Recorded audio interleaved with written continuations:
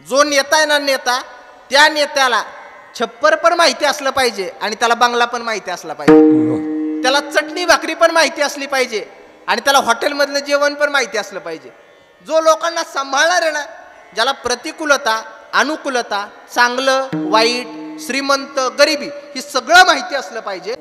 हे वर्ष श्राद्धासारखे कार्यक्रम करणं म्हणजे लोकांचा असा समज आहे की बाबांनो, वेळेचा आणि पैशाचा दोन्हीचा पण नाश करणं आणि ज्याला काम नाही ना अशा बिनकाम्या लोकांची कामं म्हणजे हे कार्यक्रम करणं.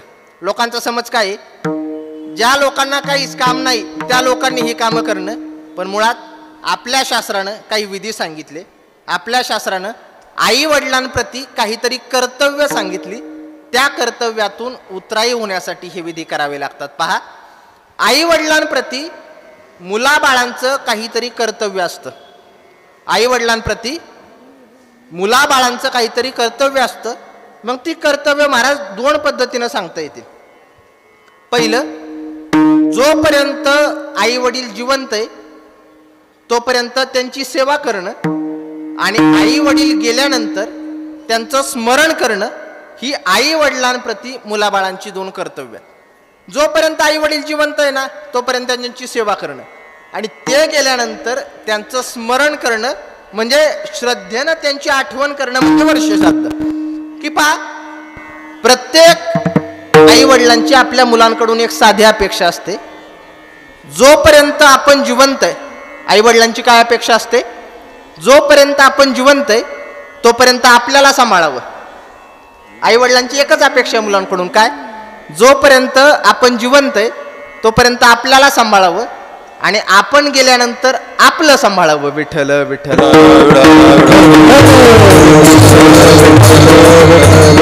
आई वडिलांची दोनच अपेक्षा काय, जोपर्यंत बाबा आम्ही आहे तोपर्यंत आम्हाला तांब्याभर पाणी दे, थोडा बका होईना भाकरीचा तुकडा दे, जोपर्यंत आम्ही एक आहे. माणसं तोपर्यंत जपली पाहिजे जोपर्यंत ती जिवंत आहेत. एकदा फोटोत गेल्यानंतर माणसं जपण्यात माझ्या, माणसं फोटोत जाण्याच्या आधी जपली पाहिजेत. मग आई वडिलांची अपेक्षा काय, जोपर्यंत जिवंत आहे तोपर्यंत त्यांची सेवा करणं. हा, आई वडिलांच्या सेवेच्या बाबतीत जर विचार केला ना, वडिलांच्या सेवेच्या बाबतीत शास्त्रामध्ये अनेक उदाहरणं आली बरं का. हा, भागवताच्या नवम स्कंदामध्ये गोड उदाहरण आले. अंबरीश राजा, हा कोण, अंबरीशीसाठी द्वादशीचे व्रत, हा बरं का, हा अंबरीश राजा. या अंबरीश राजाचा आजोबा, या अंबरीश राजाचे आजोबा ज्यांचं नाव होतं नभग, ज्यांचं नाव काय होतं, नभग. आणि या नभगाचा मुलगा ज्याचं नाव होतं नाभाग. अंबरीश राजाचे आजोबा ज्यांचं नाव काय होतं, नभग. आणि या अंबरीश राजाचे वडील म्हणजे नभगाचा मुलगा ज्यांचं नाव होतं नाभाग.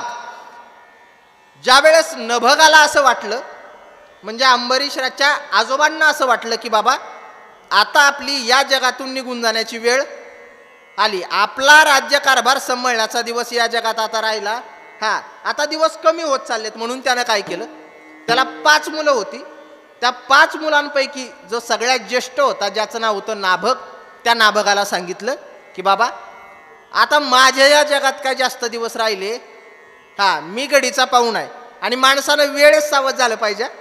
हा, जोपर्यंत हा की दशरथ राजानं प्रभू श्री रामचंद्रांना गादीवर बसवायचं कधी ठरवलं, दाढीतला एक केस पांढरा झाला होता, दाढीतला एक केस पांढरा झाला त्यावेळेस दशरथ राजानं ठरवलं की प्रभू श्री रामचंद्रांना गादीवर बसवायचं.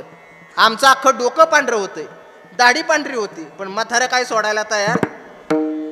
जुन्या माणसांनी जर वेळेस सोडलं ना तर नवीन पिढी सुधारून निघेला.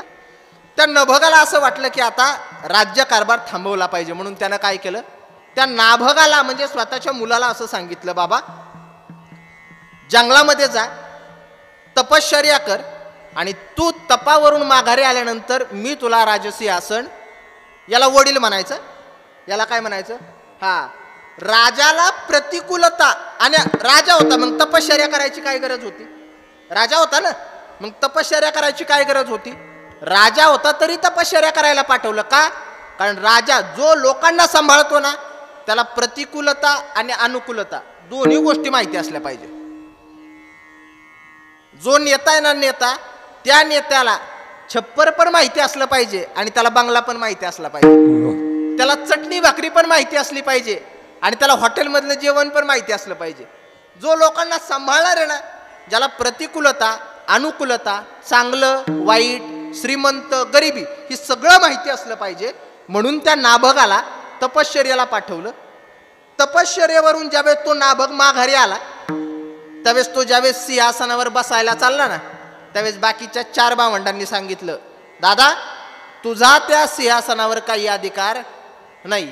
बघ, हे सिंहासन माझं, ही शेती माझी, हे घर माझं, हा बंगला माझं, हे सगळं माझं.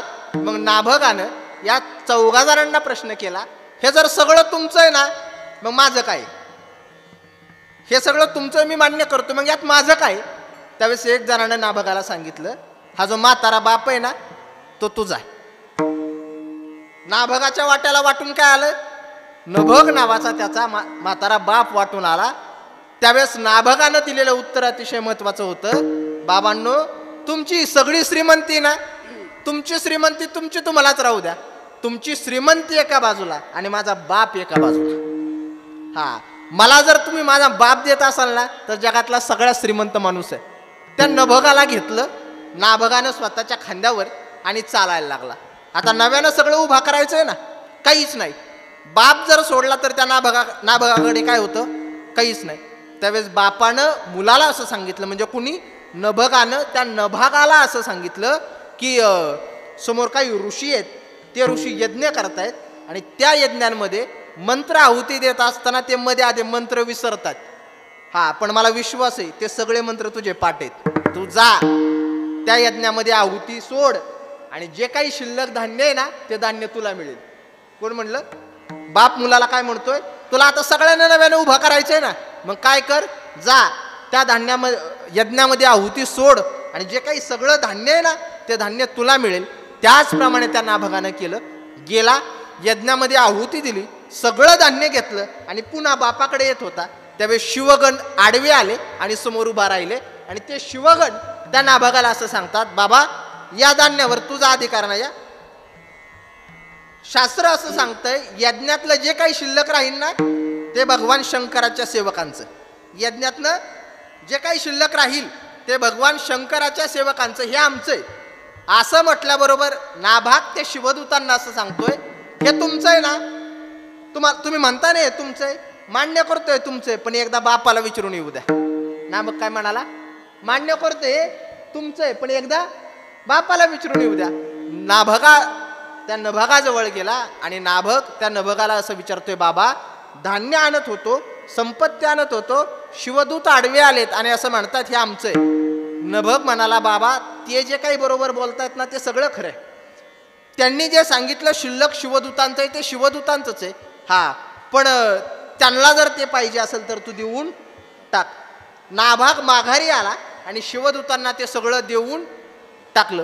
त्याची ती पितृभक्ती पाहून ते शिवदूत एवढे प्रसन्न झाले की बाबा बापाने जर सांगितलं ना, राज्याचा पण त्याग केला. बापाने जर सांगितलं ना, हा या धनधान्याचा सुद्धा त्याग केला आणि बापाने सांगितलं म्हणूनच हे धनधान्य आम्हाला दिलं.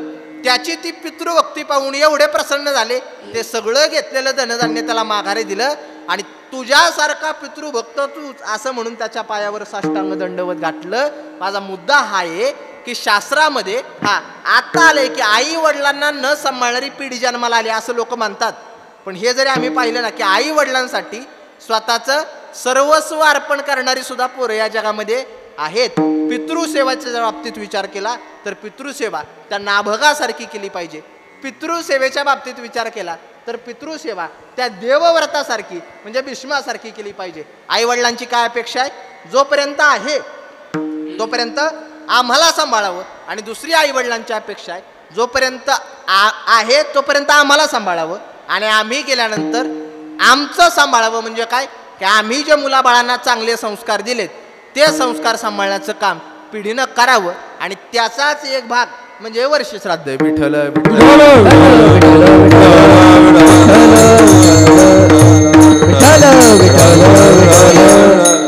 आई वडिलांचे संस्कार सांभाळण्याचाच एक भाग म्हणजे वर्ष एक बोलू. आई वडिलांची संपत्ती कुणीही सांभाळेल ते काय अवघड नाही. आई वडिलांचा पैसा कुणीही सांभाळेल ते अवघड नाही. आई वडिलांची परंपरा कुणीही सांभाळेल तेही अवघड नाही. आई वडिलांना समाजामध्ये असणारा मानपान तो कुणीही सांभाळेल ते पण अवघड नाही. पण आई वडिलांनी दिलेले संस्कार सांभाळणं मात्र फार फार अवघड आहे. माणूस मानानं पानानं पैशानं आणि दानानं श्रीमंत नसला पाहिजे. माणूस कशानं श्रीमंत असला पाहिजे? संस्कारानं श्रीमंत असला पाहिजे. काय झालं, एक माणूस आहे, तो माणसाला एक प्रचंड वाईट खोड होती. काय वाईट खोड होती? येणाऱ्या जाणाऱ्या रस्त्यावरच्या लोकांना विनाकारण शिव्या द्यायच्या. येणाऱ्या जाणाऱ्या लोकांना विनाकारण शिव्या द्यायच्या. येणाऱ्या जाणाऱ्या लोकांना विनाकारण शिव्या द्यायच्या ही त्याची वाईट खोड. एक दिवस काय झालं, म्हातारा झाला. म्हातारपणामध्ये अचानक मरण आलं आणि तो माणूस मरून गेला. त्याची वाईट खोड काय होती?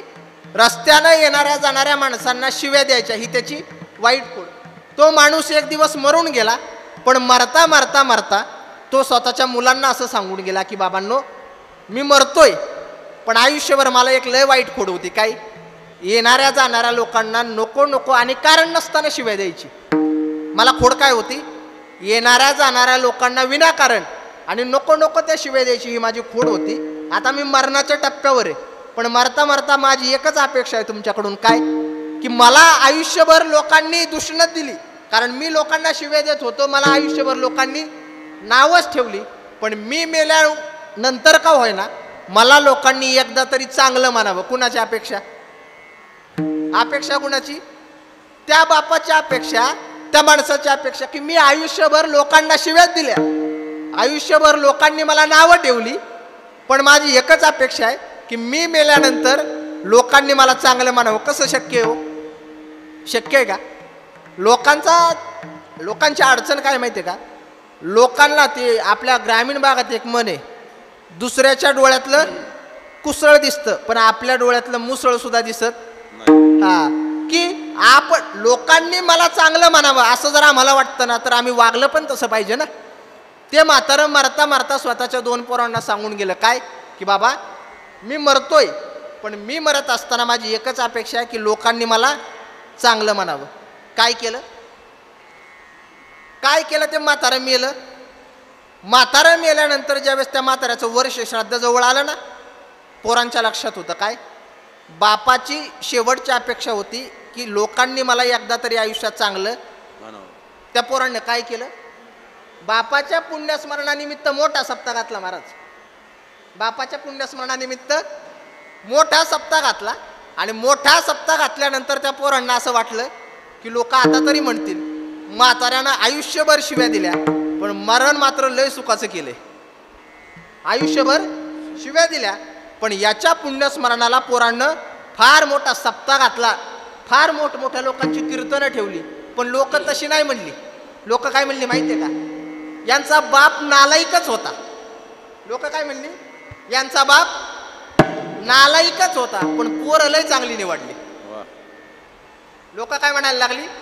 या पोरांचा बाप नालायकच होता, मूर्ख होता, येणाऱ्या जाणाऱ्या लोकांना शिव्या द्यायचा, पण याची पोरं मात्र, बाप नालायक होता पण पोरांना याच्या वर्ष श्राद्धाला कीर्तन ठेवलं.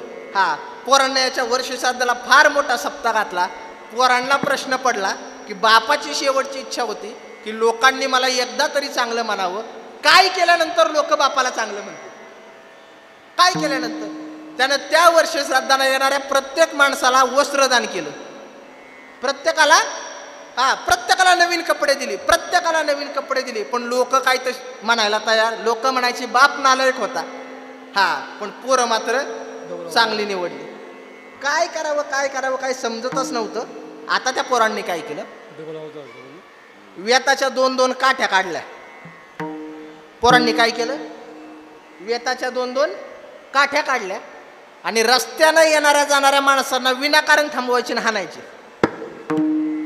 काय करायची? विनाकारण थांबवायची आणि काही कारण नसताना ती पोरं रस्त्याने येणाऱ्या जाणाऱ्या माणसांना मारायची. आपला काय मुद्दा चाललाय की आई वडिलांचे संस्कार जपले पाहिजेत. काय? रस्त्याने येणाऱ्या जाणाऱ्या माणसांना विनाकारण हाणायची.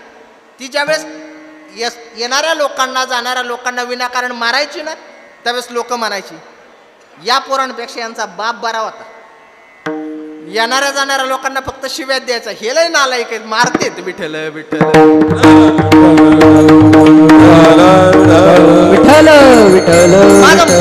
माझा मुद्दा संपला. माझा विषय आहे हा दहशतीचा मोठेपणा काही कामाचा नाही, मानाचा मोठेपणा काही कामाचा नाही, धनाचा मोठेपणा काही कामाचा नाही, पैशाचा मोठेपणा काही कामाचा नाही, हा मीपणाचा मोठेपणा सुद्धा काही कामाचा नाही.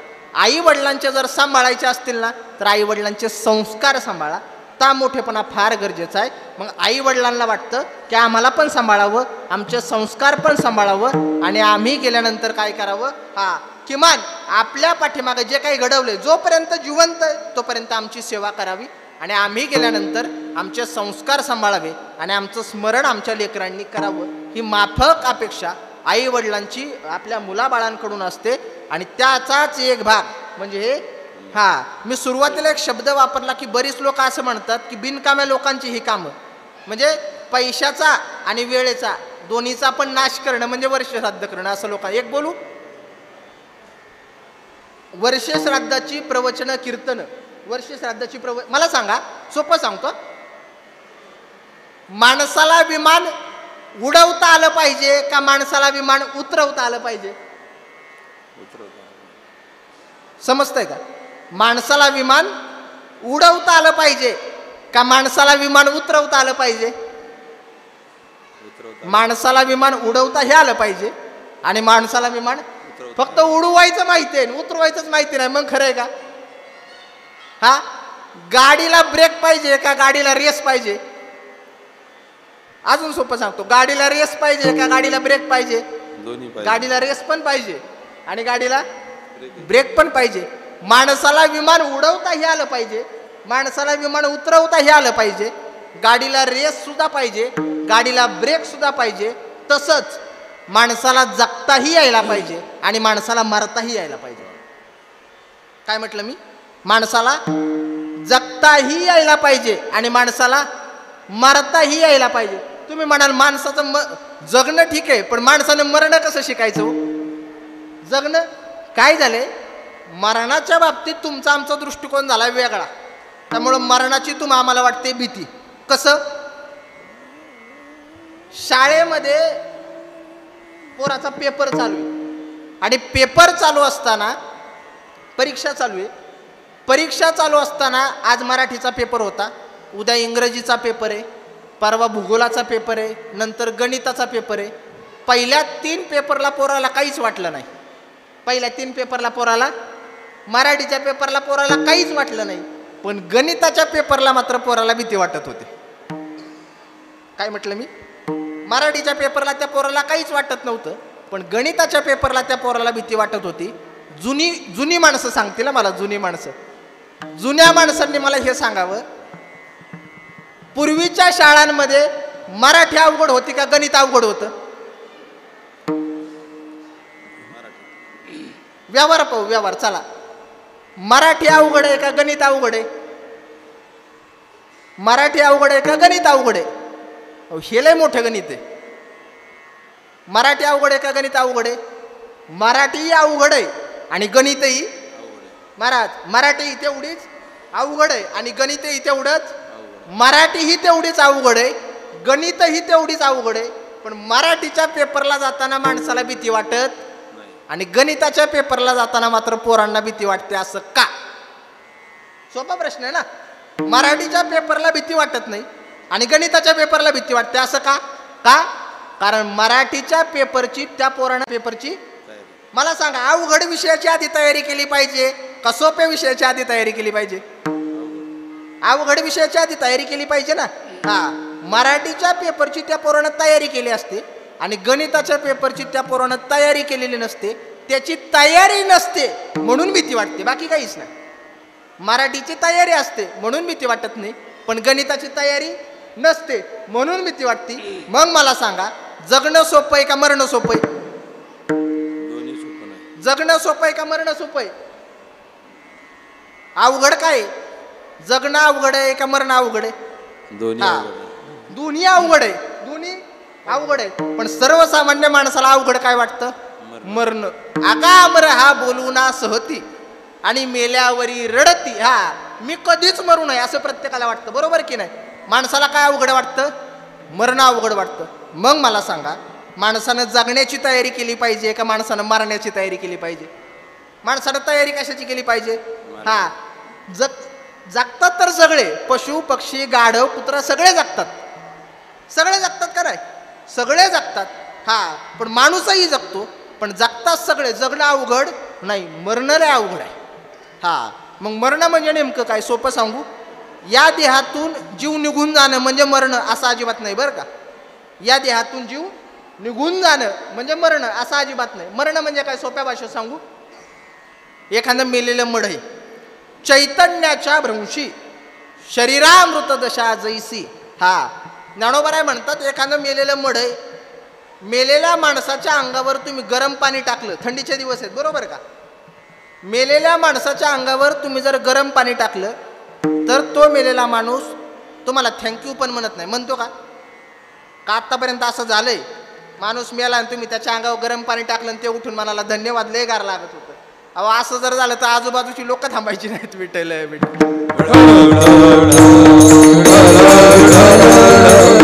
काय झालं? त्या मेलेल्या माणसाच्या अंगावर तुम्ही जर गरम पाणी टाकलं ते थँक्यू म्हणतं का? नाही नाही नाही. त्या माणसाच्या अंगावर तुम्ही जर गार पाणी टाकलं तर ते अंग चोरून घेतं का? नाही. त्या माणसाला जर तुम्ही 4 शिव्या दिल्या तर ते उठून तुम्हाला शिव्या देतं का? नाही. त्या माणसाचं तुम्ही कौतुक केलं म्हणून ते उठून आनंदाने नाचायला लागतं का? नाही. त्या मेलेल्या माणसाच्या अंगावर तुम्ही गरम पाणी टाका, गार पाणी टाका, त्याला शिव्या द्या, नाही तर त्याचं कौतुक करा, ते काहीच हालचाल करत. त्याचप्रमाणे जीवन जगत असताना आमच्या जीवनामध्ये सुख येऊ, जीवनामध्ये आमच्या दुःख येऊ, जीवनात आम्हाला कुणी चांगलं म्हणू, नाही तर आम्हाला कुणी वाईट म्हणू, आम्ही जैसे ते राहणं म्हणजे खरं मरण आहे. याच्या खाली जाऊन सांगू का? थोडा अवघड होत असेल तर थोडा खाली जाऊन सांगतो अजून. पहा, घरामध्ये वावरत असताना आपल्या सुनेनं, घरामध्ये वावरत असताना आपल्या सुनेनं आपल्याला रोज कांदे पोह्याची प्लेट आपल्यासमोर ठेवणं.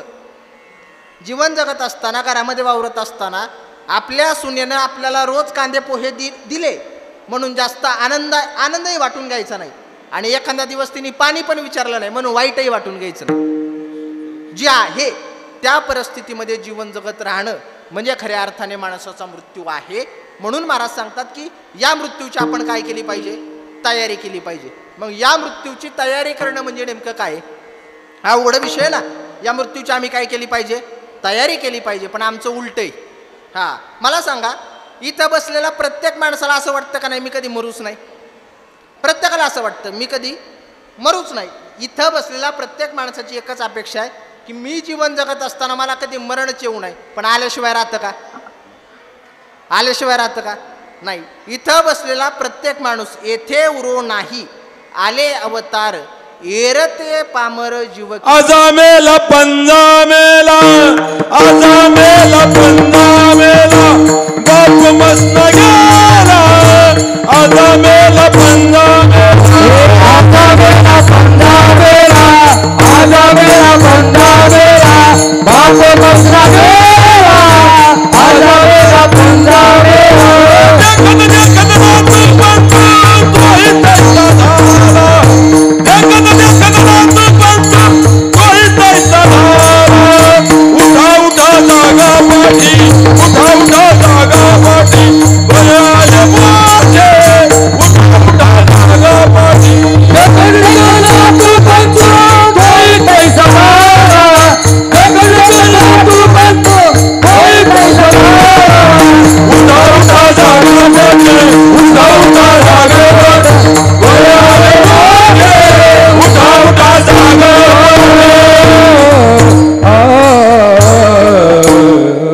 महाराज म्हणतात, आजा मेला पंजा मेला, बाप मसना गेला.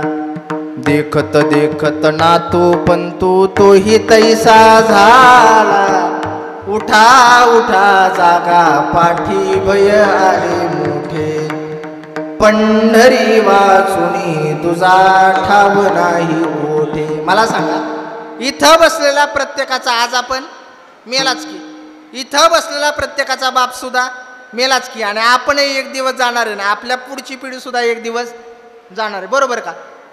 जीवन जगत असताना इथं कुणी शिल्लक राहिलं नाही, की महाराज म्हणतात उपजे ते नासे, नासिले ते पुनरपी दिसे, हे घटिका यंत्र जैसे परब्रह्मेगा, या जगातून हा देह एक ना एक दिवस निघून जाणार आहे, हो इथं चिरकाल टिकणार नाही अजिबात. नाशिवंत देह जाणार सकाळ, नाशिवंत देह जाणार सकाळ, नाशिवंत देह जाणार